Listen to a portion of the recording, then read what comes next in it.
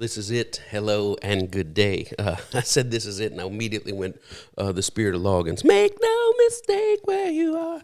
Anyway, good morning, good day, good afternoon, good evening, and good night from us in Trumanville. I'm so glad you're here for another service, another Sunday morning, another maybe weekly replay. Maybe you're driving in the car at night, or maybe you have to sneak out to listen to this. Like a kid who stays up after bedtime to read his books or her books or whatever. But I greet you. I'm happy you're here. I'm happy to share this day with you. Happy to share this service with you. Praying for you all continually. You all are loved and lifted. It's so amazing. Connie and I talk all the time about just our desire to be with you, to walk with you, to talk with you as you walk through the various triumphs and trials of life. And so even though we're not a church in the sense of doors and steeple and people, and but we are definitely a church in the sense of knitting of hearts. I think of the reference from Paul where he talked about his heart and his longing. He was writing a letter, and his heart is longing for so many of you. And it says in the King James, of who I've never met face to face. I've never even been face to face with so many of you.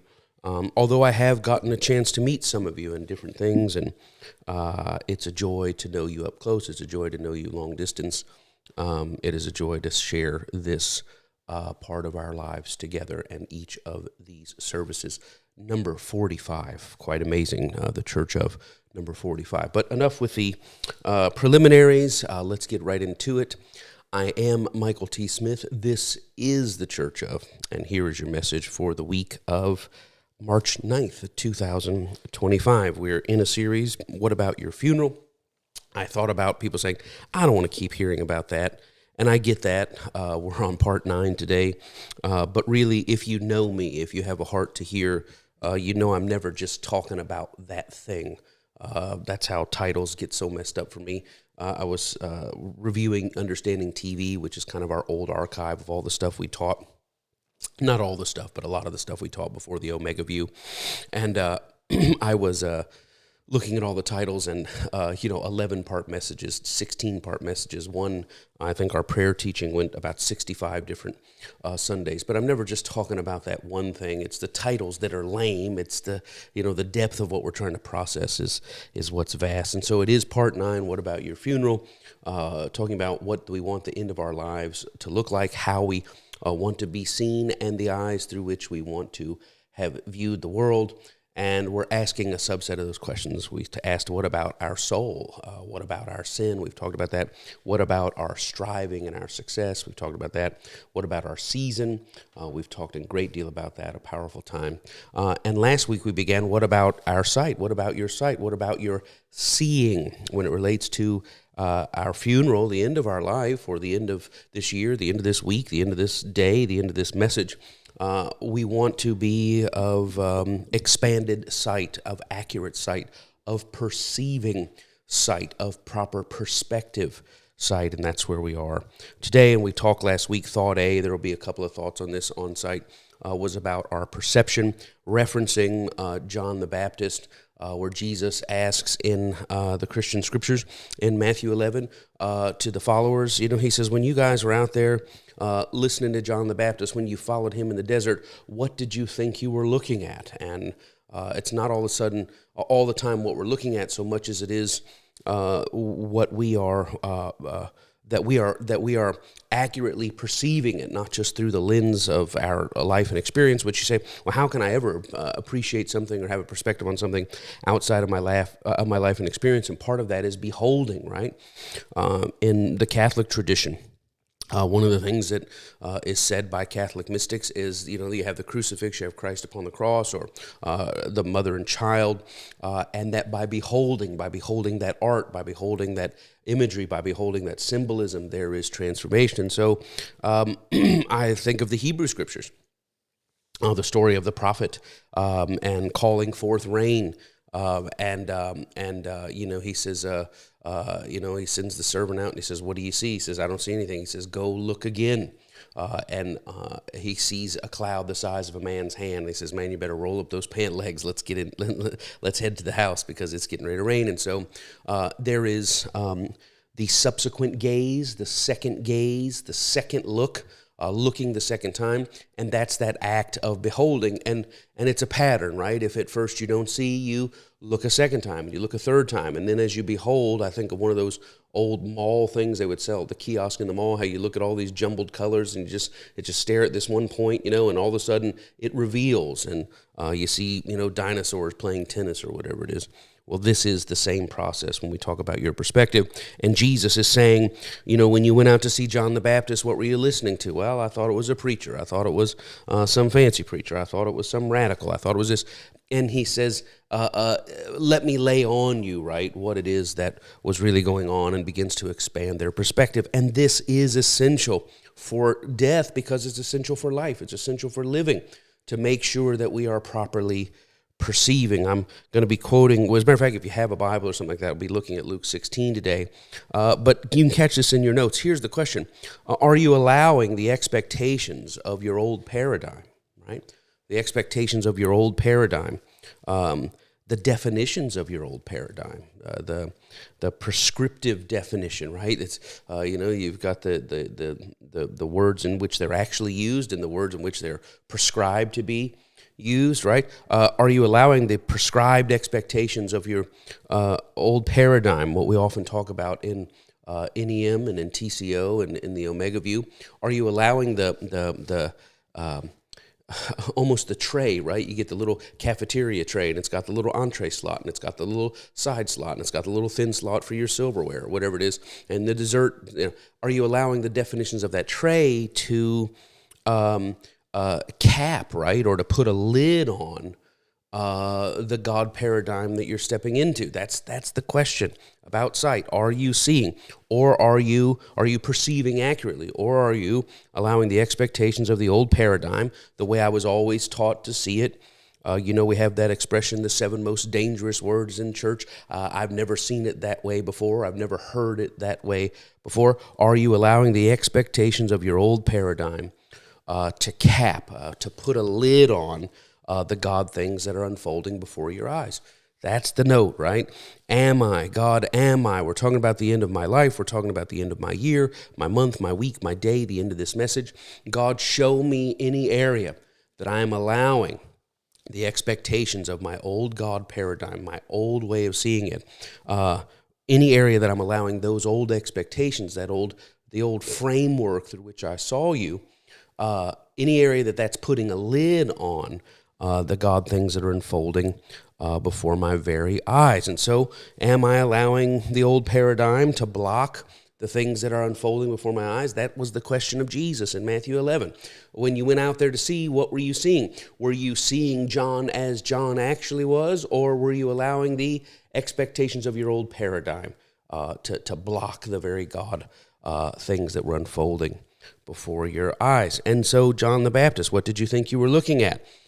Did you think you were looking at a continuation of what you've seen before? Did you think you were looking at a deviation of what you have seen before? Well, this is what we've seen before, and John's continuing it. Or this is what we've seen before, and John's going a little left on him. Or did you think you were seeing a condemnation of what you've seen before? These are the questions that Jesus is asking. When you went out into the woods and you heard John preach, do you think that was just a continuation of everything that's ever been? Do you think it was, mostly like that, but it deviated? Did you think it was a condemnation, right? A repudiation of the things that you had seen before? Was John out there just tearing stuff down and saying, we don't like them, and I'm starting my own new thing? What was happening there? And in fact, what was happening was not a continuation, not a deviation, not a condemnation of previous things. What was happening was a supplanting, right? There was a supplantation, that what John the Baptist was actually doing was upending the old paradigm and making way for the new. And so it is that preaching, it is that act of upending the old paradigm that is essential to see Christ. And that's what we're concerned about. So when I ask you about your funeral, about your sin and your soul, we've talked about that. About your striving and your success, we've talked about that. About your season, we've talked about that. But about your sight, it's saying, God, where my sight, where my paradigm needs to be supplanted, where it needs to be upended, where it needs to be plucked up by the roots, right? That's think of the language of John the Baptist. Think of this religious language. It's talking about a supplantation. It's, the axe is laid to the root of the tree, cutting it down from the roots, plucked up by the roots, a new foundation, all of these things. That's what John the Baptist was doing, but so many people couldn't enter into that which was unfolding in real time because they were viewing it through their old paradigm. And so I got to be careful, I guess, get passionate about this. Sometimes we have to have the courage to say, okay, it's almost like we can't reach for the next thing while we're holding on to the last thing. And sometimes, like the Homer Simpson, right? He's stuck in the soda machine, right? Did you let go of the Coke, Mr. Simpson? He couldn't get free because he couldn't. And sometimes we have to let go and say, okay, God, I don't know as much as I thought I knew. Or that which I cling to in my old weaponized religion, it feels warm and it feels safe, but there's something I know in my inner knower about it that's wrong, but I'm afraid to step into that because it's unknown to me, the definition and articulation, and I can't let go of that old paradigm. And sometimes we got to let go. If nothing else, we talked about this with season. Sometimes finding your correct where in your correct when is a matter of finding where not. And that may be all you need to shake your religious paradigm, that you don't know what it is in its fullness, and we really won't know what it is in its fullness, but you don't know what it is in its fullness, that if you step into this unknown vista, this unknown horizon, if you go over the edge of what you can see and say, well, let me go beyond the Shire, right, that there might be something out there that you're not aware of, but you know enough to know that the way you currently are taught about God, the way we were taught about a weaponized God. Sometimes you don't know what the truth of God is. You just know that you can no longer go with what you know the truth of God isn't. I hope you're hearing what I'm saying today. So John the Baptist was not a continuation of the old, was not a deviation from the old, was not a condemnation of the old. John the Baptist represented a supplantation, an upending of the old. So I quote Luke 16, right? In verse 16, the law and the prophets, right? What's he saying? The Hebrew scriptures, that paradigm, everything that they knew to be true from that. Luke 16:16 says, the law and the prophets were until John. They were effective. They had preeminence. That was what we looked to until John came. What? Not continuing, not deviating, not condemning, but upending, right? The law and the prophets, Luke 16:16 were until John. But since that time, Since John came, we're no longer in a continuation or deviation of the condemnation of the old. We're now in a new paradigm. And this is where we are. Because what John was doing was not really referencing the old so much as closing out the old and bringing in the new. And I don't mean the New Testament. What I don't want you to do is say, we've already seen all the new there is. John the Baptist, the law and the prophets were until John, and then that ended kind of the new Old Testament idea. Now we got the New Testament idea. I'm talking about paradigm shifting. I'm talking about suggesting to you that you may have come to the Shel Silverstein end of the sidewalk in your own life, and you may say, there's a paradigm of God, there's a new vista to be seen, but I feel like I'm trapped in the old. Well, you've got to let go of that old, right, in order to step into that new perspective. And so now what John brought forth was something entirely new. But our problem is that we are so holding to the old that we don't, to the familiarity, to the warmth, right? The coat from the cold, the warmth of that thing, that we're afraid of what might happen if we slide. We're afraid of what might happen if we jump. We're afraid of what might happen if we let go of the dock and go with the stream. And the truth is that if you esteem the old ways properly, if you esteem the law and the prophets properly, right, it gives you a little thing to stand up on and to see a little higher into the new. But if you esteem the law and the prophets in that John the Baptist paradigm, if you esteem it too highly, or if you esteem it inordinately, it builds up a wall and blocks you. So if you understand the Old Testament scriptures, John the Baptist, right? If you understand the Old Testament, Jesus said, like the Pharisees, bringing out, he says, you can get to the new with the old, but only if you use the old to stand on to see the new. But if you esteem the old too highly, it'll come up and it'll block your view of the new. And so living and dying and living fully and preparing for our funeral of how we want to be seen and how we want to see starts with this idea of making room, not for, well, okay, let me just hear a continuation of what I've always known, but maybe making room for a supplantation, an upending of what you've already known. If you esteem the old thing properly, you can stand on it to see higher. But if you esteem the old thing inordinately, it will obstruct and maybe impede your entire view, and that's where we get stuck. And really, we're speaking of TCO. We're speaking of the church, of this church that we spent last week talking about. And this is what happened in my life. It's what happened in so many of your lives, that we were in whatever was, that whatever was until the day came that it was not anymore. We were radical about this Genesis through Revelation. We knew where the truth of God started and where the truth of God ended, and anything outside of that we condemned. And we were interested in, if you had a continuation of this, we'll hear it. If you've got a slight deviation from this, well, let me hear what you're saying. If you were willing to condemn, if you tried to condemn this, we couldn't hear the condemnation. But then, quite unexpectedly, a supplantation happened. And we have not been able to, we've not fully stepped into what we don't know yet, but we know enough to know that what we were in is too small to be entirely true about God. So what are we doing? Every week I say, well, let me talk to you about the Hebrew Scriptures. Let me talk to you about the Christian Scriptures. Are you esteeming those, Pastor Mike, and making those the ultimate? No, I'm not. I'm only using the Old Testament and the New Testament Scriptures and hopefully of getting you a little box to see over the fence. But I am not exalting them to the place where they block our view. And this is what Paul did, right? We talked about Saul of Tarsus, Paul, right? His Greek name is Hebrew name, who, contrary to popular opinion, people say everything Paul said, he found it in the Old Testament. He never said anything that he didn't find in the Old Testament. And that's not only false, it's wrong, it's objectively wrong, it's demonically wrong. It's simply not true. Paul did not preach what only could be supported with the Old Testament. That is not true. What Paul did was moved on from the shackles of that old paradigm, moved on from the shackles of the Old Testament writing so he could lay hold of what he was presently beholding. He was looking at Christ, the living Word, and wanting to go to it, and he realized he was going to have to let go of some things. Let go of what? That they were the only chosen people. He believed that all his life. And then he said, well, that's ridiculous. God is at work in everybody. He had to let go of the idea that they were given the law, that nobody else was given the law, because he said, I found that the law was written in the hearts of every human being. He had to let go of that.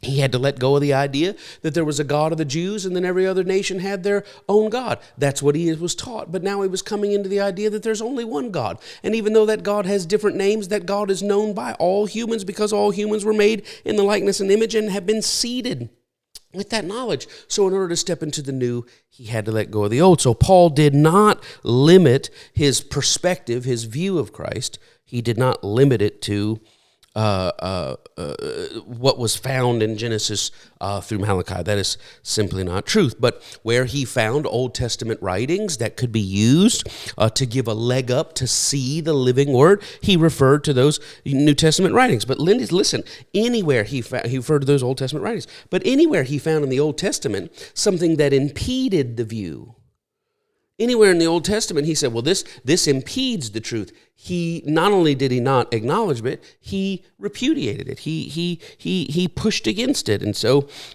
he talked about, he says, well, I know we were taught and conditioned to think this food's unclean and that food's unclean. He said, but you only think that because we were taught that way. Nothing is unclean of itself. For I'm persuaded by Christ that there's nothing, regardless of what Genesis through Malachi says, this is clean and this is not. He says, what I'm seeing now has led me to believe that I got to let go of that idea, that is a false idea. And this happens over and over and over as Paul begins to try to paint the brush of what he's seeing, and he uses the old paints as long as they help contribute to the correct view, but he does not limit himself to saying, I've got to use these paints, I can only use these paints, or I better not be out of harmony with these paints, because what he was doing was borrowing from the old to see higher, but not esteeming the old so much that it blocked him. Are you getting what I'm saying today? Are Are you understanding?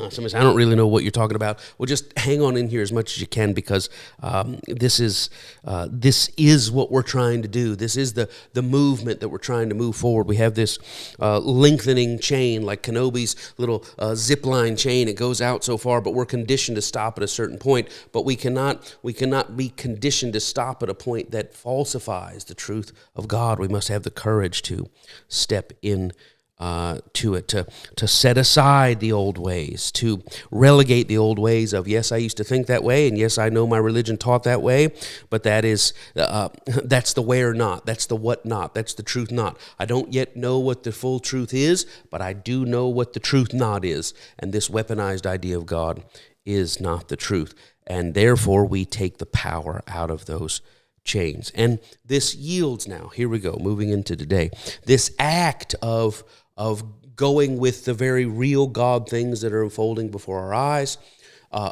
allowing those old thoughts to be supplanted. This yields a frustration, and the frustration is about blindness. That once you start to see, you start to get frustrated over blindness. Blindness how? You get frustrated over your own blindness. Right, we're talking about about your funeral. Let's talk about your sight. Once you start seeing, you get frustrated over your old blindness. How could I have been blind for so long? How could I have exalted things back then that have no value to me? How could I have found a preciousness to things back then that aren't really precious? How could I have been beholden to things back then, in servitude to things back then that I find now are no masters at all? What are we doing? We're grieving our own blindness. But the second blindness you find as you step into it is how many people are currently in possession of your old blindness, and this is a frustration.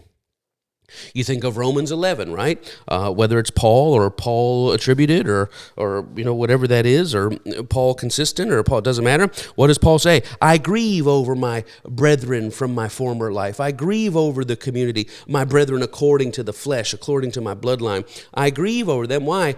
Because of the blindness, right? I know that blindness is going on. And what was happening? Paul's sight brought a grief over blindness. First of all, his own blindness. What does he say? I look at my old life. We read it last week in Philippians 3. The way I used to live, the way I used to pray, how faithful I was, how my whole life was built around something, how I was violent to myself and violent to other people about things. And now I look back and I go, my God, I lived in a total deceptive darkness. That's the grief over his blindness. But then when he tries to go back and tell everybody, hey guys, I had this wrong, he finds that the blindness is so gross and dark upon the eyes of people, he's actually not even really mad at them. He's just continuing to grieve over his old life, because looking at their blindness is actually looking at his old self. And this perpetual cycle of blindness, grieving over our blindness and recognizing that blindness in other, and grieves us over our blindness and recognizes that blindness in other, this now generates what Philippians 3 calls loss. Loss coming about by sight. We read Philippians 3 last week. Paul says, I count all that but dung. I have suffered the loss of all things. What's happening? Sight leading to a recognition of blindness, leading to a frustration with self and others' blindness, and that continual cycle of frustration resulting in loss. What is the loss? That the more we see of God, the more we seem to lose in our lives. That the comfortable places, the familiar places, the route, you've driven this way so long. You ever drive home from work and back to work and home from work and back to work? You can do it on autopilot so much so that you're pulling in your driveway and you're thinking, did I stop at all the stop signs? And you did, because it's so familiar of a pattern. It's grooved in your soul. But the more and more we see, the higher vistas, the brighter the light you behold, the more you grieve over your own blindness, leads to frustration of why other people can't hear you telling them about the blindness that they have, because it's the blindness that they have, and getting frustrated again, not really at them, but over yourself. This cycle of blindness frustration starts to generate loss in your life. The loss of what? The loss of your old approaches. I used to approach life this way, approach people this way, approach myself this way, and the more and more I see, the more I lose that old approach. I just don't approach life the same. I just don't approach people the same. I don't even approach myself the same. Why? My sight has increased. Increased sight generates a frustrating cycle of blindness. That frustrating cycle of blindness brings me to a place of blessed loss. I lose my old approach. I don't approach my daily life. I don't approach my spiritual, my church life, my religious life. I don't approach it the old way. I don't appraise and approach people the old way. I don't even have the old approach to myself. I see myself as a blessed and included, gloriously flawed, yet accepted human, caught up in the shared messiness of all humanity, partakers of the shared suffering and woundedness of all humanity, and blessedly at one with all of that chaos, not because I see it outside in the world, but because I see it in myself. So I approach myself different. I approach people differently. I approach life differently. This is the loss. I've lost my old approach. I'll tell you what else I've lost. I've lost my old response. If our worldview is our approach and response to life, then increased sight makes us more and more aware of blindness, and more we are aware of blindness, the more loss we start to notice. We lose our old approach, but we also lose our old response to life, our old response to people, our old response to self. I understand religious zealots, right? I understand the blindness because the weaponized idea of God is comforting. It's familiar. It's how we build little hives. The us-them way is what's necessary. We can only have an us-them thing if we believe America is blessed, or our religion is blessed, or our race or our gender or whatever. If we believe we occupy the center and everything else occupies the periphery, then we can tell ourselves that story. We can form an identity around that story, and we can approach life, people, and ourselves that way. We can respond to life, people, and ourselves that way, and that's very comforting. And because I know that darkness in myself, I have compassion on it out in the rest of the world. So when I see the religious goings on and all that foolishness, when I see the political goings on and all that foolishness, it's not really a condemnation of it. I grieve over the blindness, mine and theirs. I respect the loss that I no longer approach it and respond to it the same way. And then people say, well, aren't you going to join the fray? Aren't you going to join the fight? Why? So that I can co-opt Jesus for my side like they're co-opting Jesus for his side? Jesus for their side? Jesus does not want to be part of any of those things. So my approach is different. My response is different. I've just lost it. I don't have that old angry weaponized approach. I'm not looking at people who are messed up and screwed up and on the wrong side of everything. I just look at people that have traveled a journey, that have different varying shares of the woundedness and brokenness and blindness of which we are all partakers. And I don't approach them from the binary, who God's on our side, who the hell's on their side, the old way that I used to think. I approach and respond differently. When you have sight, you're aware of blindness. When you're aware of blindness, you get frustrated by blindness. The cycle of frustration leads you to come face to face with loss. And one of the things we lose is not only our approaches and responses, we lose our old shame-based, fear-based motivators. That there were things that we did because we were ashamed and we felt there was always a breach.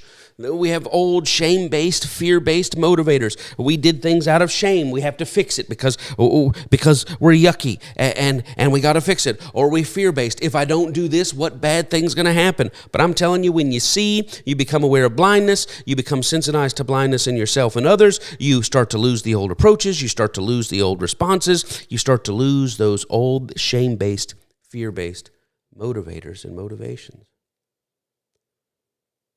Well, what do you do when you're messy now, Pastor Mike? Now, what do you do when you get messy now? I don't have to run to God to make repair the breach. I don't have to find out what dead thing or what life thing has to be destroyed in order for God to be chilled out. I've lost all of those things. This site has supplanted all of those old paradigms. What do? I just see the messiness. I see it in me. I see it in the world.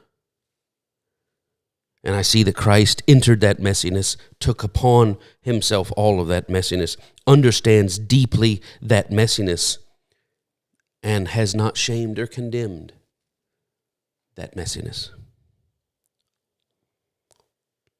And this allows me to sit with others, right?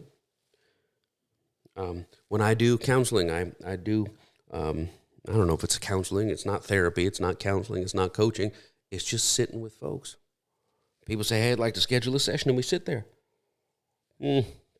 These are the things that I've done. This is the awful things that I feel. These are the things that I think. Somebody say, what do you do with them? Well, the old me said, well, no, you can't do that because this says right here and this says right here, and you better get in the right side because you don't want to do that. And I used to believe that if you stayed out of harmony with this long enough that you would eventually lose your membership. But then I started believing, well, you can't lose your membership, but if you stay out of harmony long enough, now I question whether or not you have membership. And I've gotten rid of all those things because the sight of Christ is not a continuation or a deviation of the condemnation. It's a supplanting. I don't even see it the same way. So what do you do when people come to you with their marriage messiness or their personal messiness or their thought messiness or their sexual messiness? What do you do with that? I just sit with them in that messiness. And I love. And I listen. And you know what else? I understand. Why? Because the old way used to pretend, it used to allow us to pretend that the darkness was all out there. And that we used to have it, but we've been I have exorcised the demons. That's the way we used to think. And the truth is that we keep spinning our religious wheels to try to pray and attend and worship and read and meditate and pray and attend and worship and read and meditate and serve and pray and attend and worship and meditate. Why? Because we're trying to outrun something that simply cannot be outrun, that you cannot outrun your messiness. You can just awaken and step into your larger self. Why? Because the small chaos conditioned self was there, but the more you sit and behold and come face to face with the truth of who you are, of who God is, of what the nature of this world is, of the shared woundedness and suffering, what eventually happens is the large self begins to take its proper place. The image-seated spirit, our spirit starts to take its proper place and lift us out of that soul chaos conditioned patterns. And you find not that you've been transformed, not that you've been saved, not that you've been delivered, not look at me, I finally got it right and everybody else is still right. You're just sitting there saying, wow, the opening of my eyes is reshuffling the messiness so that it's not the dominant theme of my life anymore. Why? Sight, illuminating blindness, generating loss. The approaches, the responses, the shame-based fear and motivations. Listen, the old routines. It's weird not being in the old routine. I'll tell you what else is weird. Not being in the old routine and not feeling ashamed or afraid because you're not in the old routine.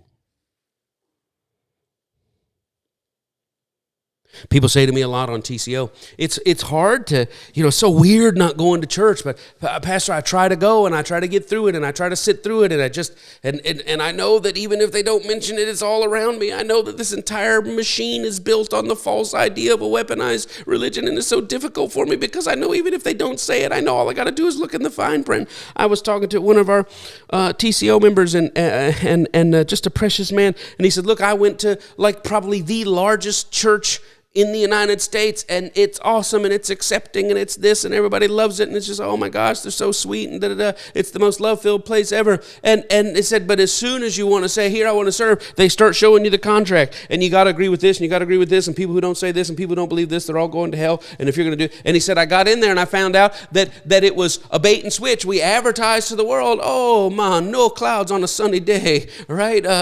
No problems, only situations, rock away, Dad, right? That's what we advertise to the world, but it's still riding on the chassis of a false idea of God.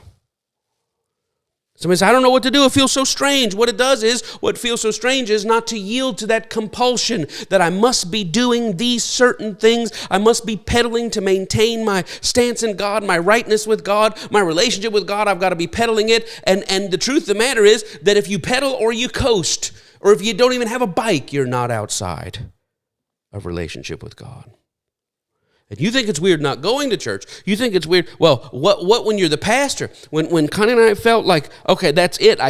We cannot be this old thing anymore. And that first week afterwards, when we just woke up and we had no place to go and nothing to do and no compulsion to get up and do a thing or be right with a thing or find something to scratch that old thing, or what about our old routine? We've done this forever, and we just sat, and in sitting and doing nothing, we were still 100% in God. And you think it's weird to do that as a pew sitter, as a flock person. When you're the talker, it's a totally different level of this compulsory routine. But sight makes you wear blindness. Blindness brings frustration. Frustration generates a blessed loss of approaches, responses, motivators, routines. And now it gets down to where the rubber meets the road. There's a loss of our circle. We start to notice loss in our circle. We start to notice loss in our standing. We start to notice loss in our status within the community. You start losing the old approaches. You start losing the old responses. You start losing the old motivators. You start losing the old routines. You'll find you'll start to experience loss in the circle, in the standing, in the status within the community. I was a thing in the community. I had a place in the community, but doggone it, the more my eyes saw, the more aware I was of blindness, the more sensitized I was to the cycle of frustration of that blindness, the more I started to lose my old approaches, responses, motivators, routines. And I'll be doggone if I didn't wake up and my status and standing in the circle has changed.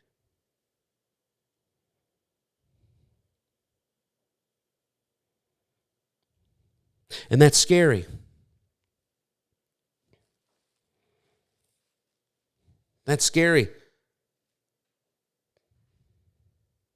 It's scary when you find out. Let me tell you how it starts. It starts inside in silence, because you're in the old circle, the old community, and you're there, and inside, unbeknownst to anybody, you don't say it out, you dare not say it out loud, you don't fit there anymore.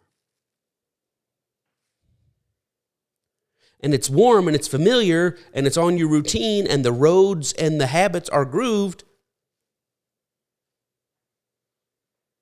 But in your heart of hearts, you're a million miles away.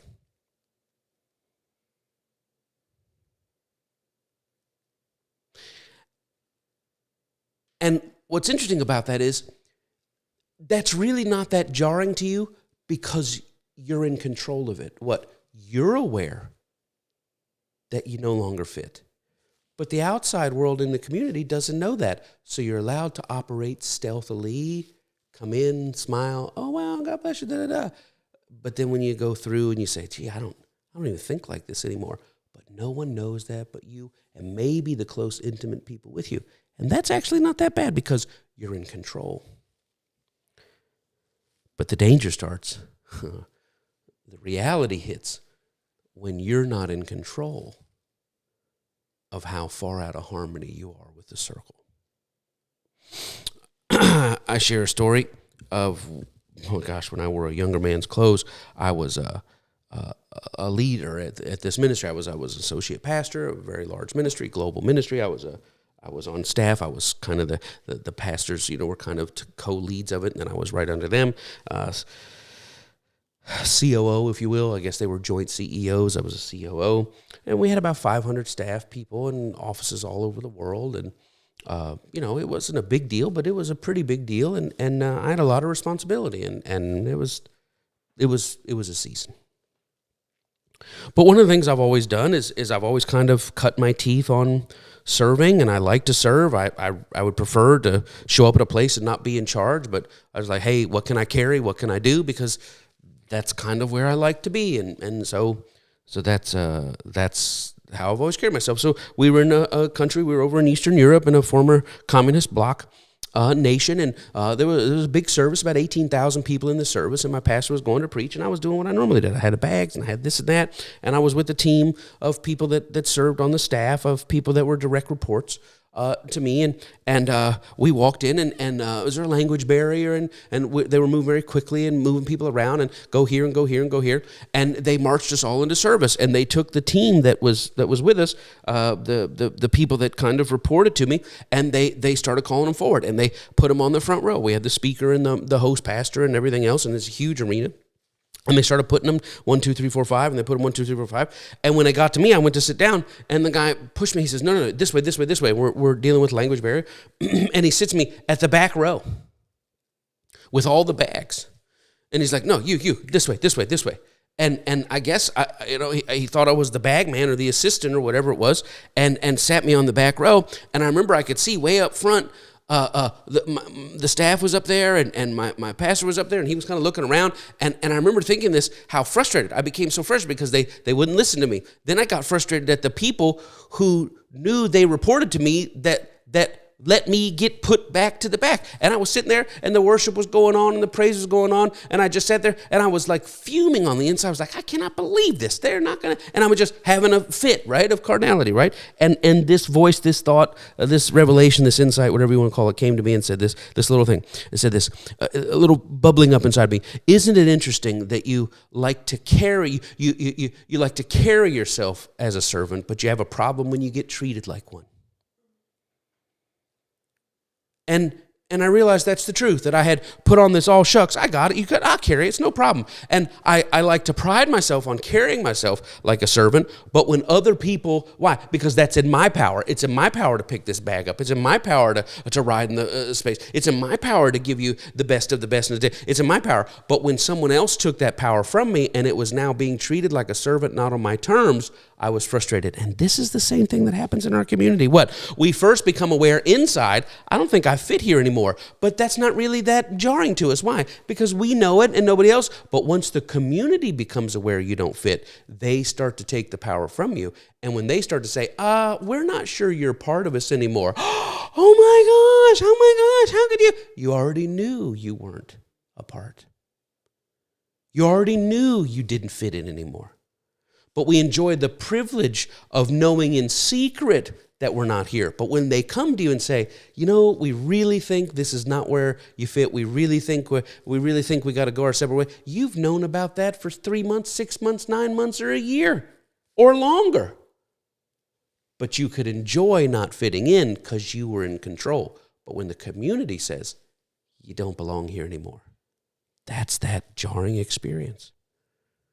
What's happening? That once the old approaches and the old routines and responses and motivators and the old standing and status in the community, once all that old is gone, you take that away and it makes room for the new. And as foreign and as disorienting and as isolating as all this newness can feel, the truth is you would never trade the foreign, disorienting, isolating newness for the old. And that's where you have to get your peace. Yeah, I don't fit in anymore, and the routine is unfamiliar, and the motivators are unfamiliar, and my approach is unfamiliar, and my response is unfamiliar, and my circle is unfamiliar. I don't know if I have a circle anymore. My community is unfamiliar. My status and standing is unfamiliar. And I say, yep, that's disorienting, isn't it? It is. It's isolating, isn't it? It is. It's foreign. It doesn't even feel like taking a shower with your socks on. It's like you're not even you anymore. Yeah, is it? Okay, well, then here, let me just Men in Black flashy thing you, and you can go back to seeing God the way you used to do it. Oh, no, I don't want that. You sure? We can put you back in the weaponized. I don't want that. We can put you in the us, them, right? We can put you in the arrogance of believing you're the only one going. We can put you back there where God's this horrible, abusive person, worse to you than anybody would be. I can take you right back there, and you can have your community, your circle, your status, your approaches, your routines, your motivators. I don't want that anymore. So guess what you have to do? Step into the isolation. Step into the disorientation. Step into the strangeness of the feeling of of warmth that you've never felt. You know, I had some friends who were really, really, really good swimmers. One friend who still holds high school records for swimming in the state of Florida. I mean, just really good. I'm just like, and they used to shave and taper, right? And this guy was so good that he wouldn't. They shave all their body hair off. You say, well, does it make a difference? Man, when you're dealing with hundreds of seconds, it does. And shave and taper. But when they would build up to the meets, he was so good. He just had his long hair. He had this. He was so good. But right before the major meet, shave and taper. And when you take all that, and I'm talking about all the hair off, all the hair off the arms, all the hair off the legs, all the hair off, and you get that, and your body's never felt that before, that weird sensation, same thing happens. Increased sight, frustration with blindness, sensitivity to loss, approaches, responses, circles, standings, status, motivators, routines, all that stuff. It's disorienting, it's isolating, it's foreign, it feels weird on the skin, but you wouldn't go back. And so now you just have to step and say, okay, I'm just going to feel this because maybe, like the Matrix, why do my eyes hurt so bad? Why does this feel so strange? Because you're using them for the first time.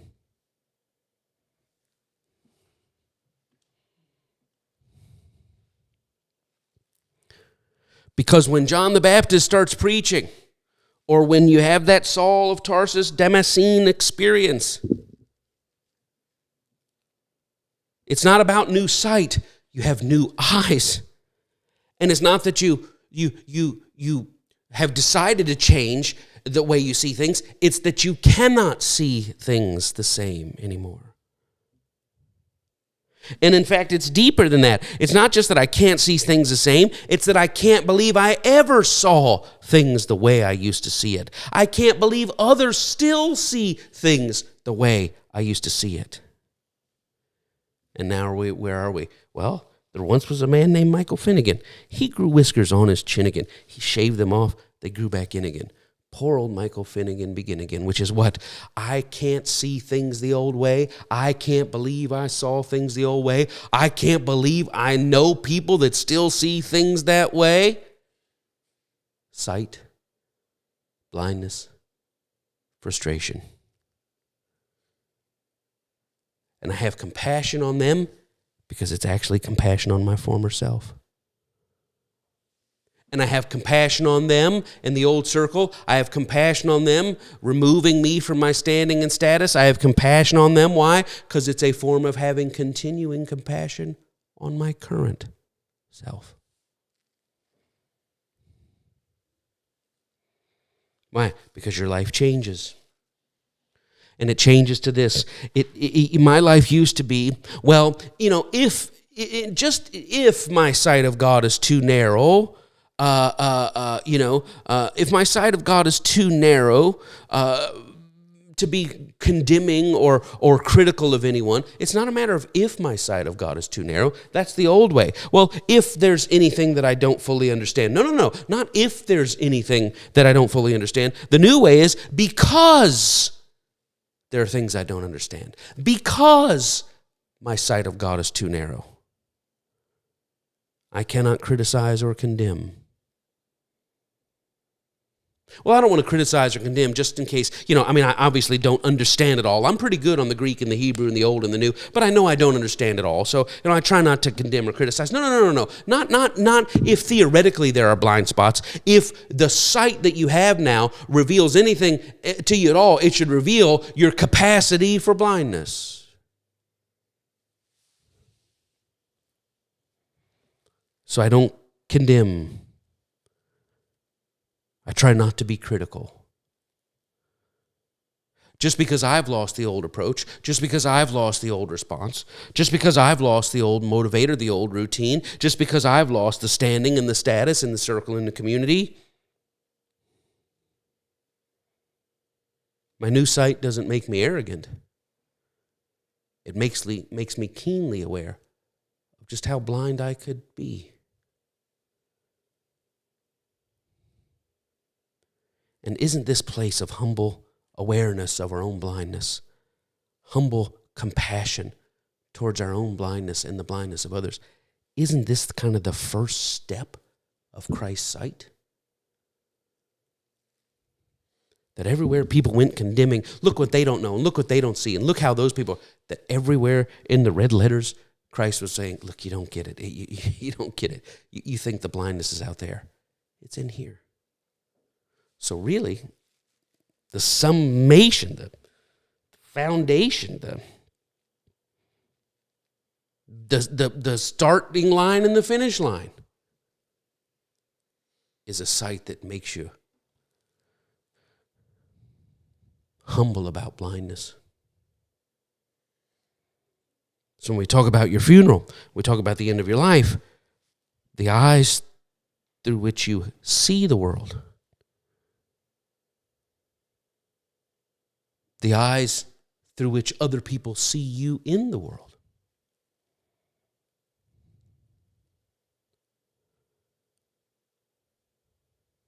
Hopefully they're rooted in humility. Hopefully they're anchored in non-criticism and non-condemnation. Hopefully they're anchored in compassion, in love, in not theoretical postulations of, well, I'm sure I'm wrong somewhere, but an actual metal-to-metal, visceral awareness. Oh. What did Paul say? I see nothing yet as I ought to see it. Think of that. This man who lives, Pharisee the Pharisee, circumcised the 8th day, is so certain that what he believes is true, he's willing to kill his own folks over it. He sees, realizes how blind he was, realizes how blind people that still hold to that are. But he doesn't say, I see all. What does he say? I know nothing yet as I ought to know it. From arrogance of sight through the portal of enlarged sight. But when he comes out on the other side, he's this humble person that acknowledges, I haven't seen anything yet like it ought to be seen. So when the question of what about your sight? What about your perception? Are we constantly in a place where we are able to have our narrow spiritual worldview supplanted by the larger view?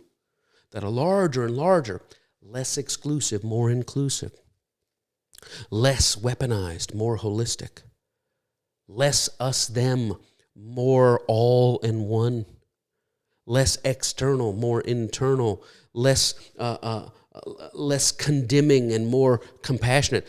It's not that we're going to get to the largest view and see God as eviler than we ever perceived. We're going to get into the larger view and discover God is far gooder than we could have ever imagined.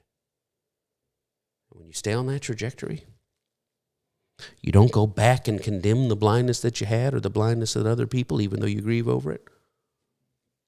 And you don't stand around and say, I know all there is to know. Looking back, you look back with love and humility. Looking ahead, you look forward with love and humility. Because as much as I see now, I don't see anything yet as it ought to truly be seen. And that's that step one, stage one of sitting. God, I knew the circle didn't fit in me long before the circle realized I didn't fit in it. But I have compassion.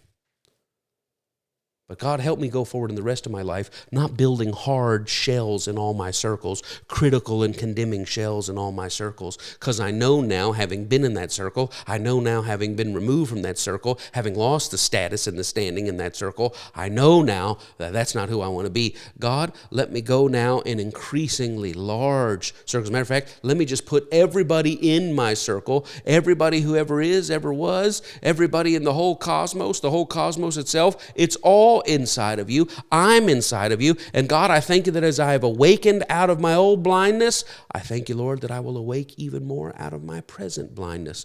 Awakening and awaking, seeing and seeing, vista on vista, until I get to that last, that final, that largest, that omega view. Because that's what we're after. What about your funeral is about your sin and about your soul and about your striving and about your success and about your season. It's about your sight.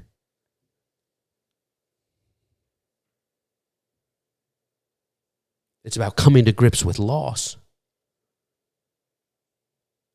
It's about not being willing to go back and get all you've lost. I'd like to get those old routines. I'd like to get those old standing. I'd like to get that old status. Would you like to give up what your eyes have seen? I could never give up what my eyes have seen.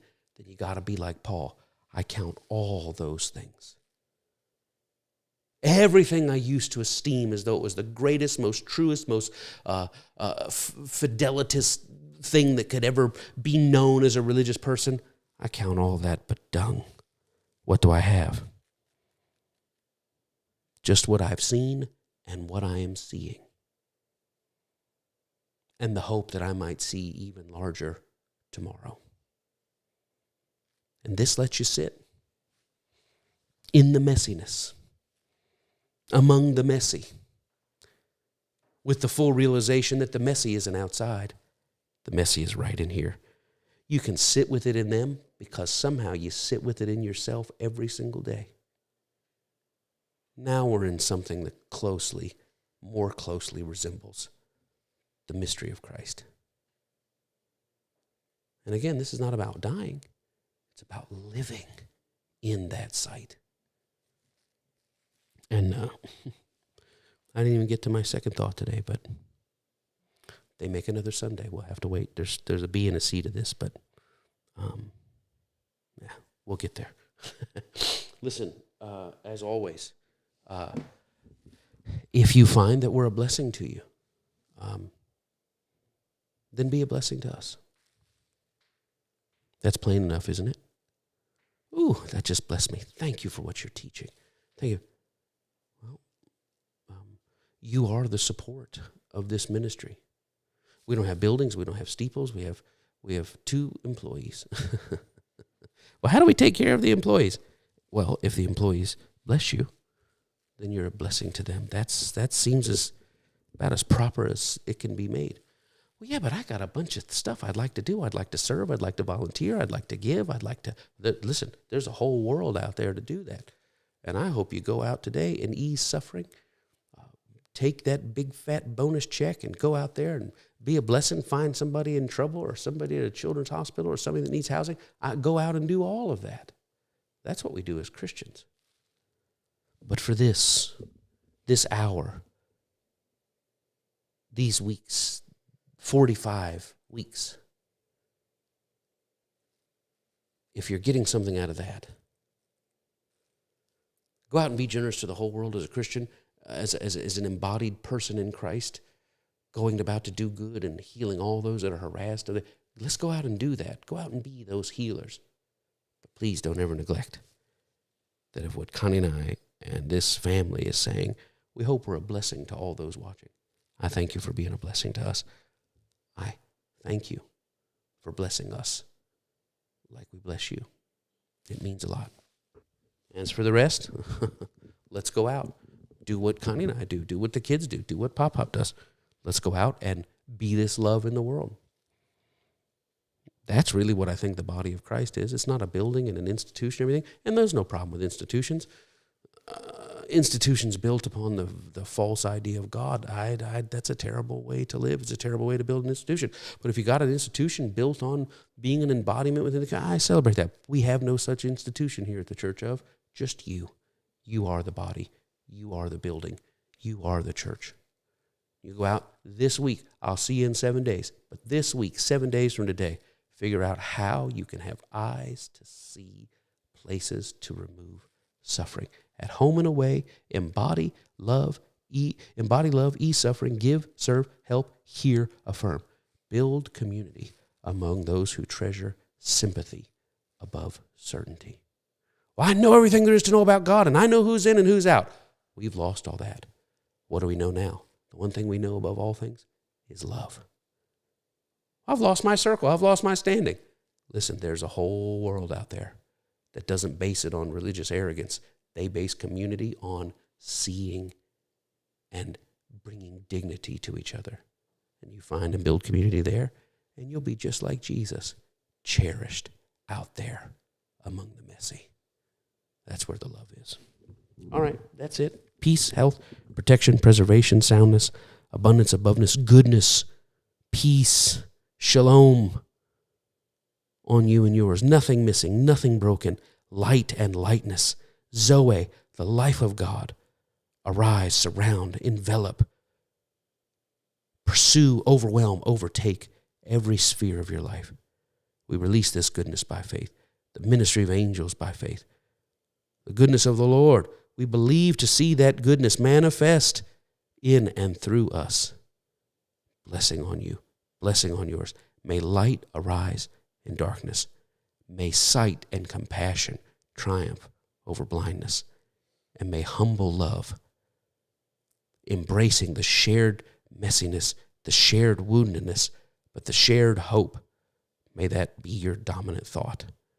In the absence of every old approach, old routine, old response, in the absence of the old, may the foreign, disorienting, isolating new overtake you in a way that doesn't cause you to shrink, but causes you to fully engage with this world and the people and the life, the gift of life that we have. God, your blessing on your people. I bless them today. I bless you for them today. In Jesus' name. Amen. Okay. God bless you. Make it a great week. I hope to see you next week. Same bad time, same bad channel. Connie and I love you. My whole family loves you.